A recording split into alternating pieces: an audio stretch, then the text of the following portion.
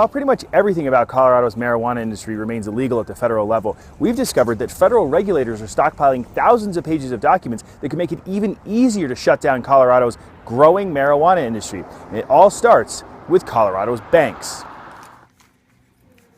Colorado's marijuana industry has a cash flow problem. Some of these stores do an enormous amount of sales, and they have a lot of money at all times. So every week it just keeps growing.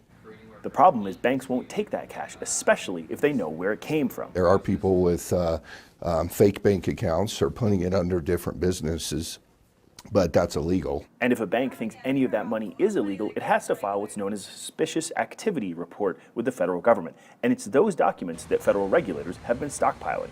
It's definitely a risk in the industry, and that's something you're always aware of. The combination of cash and drugs is precisely why Colorado's marijuana industry wants access to legal banking.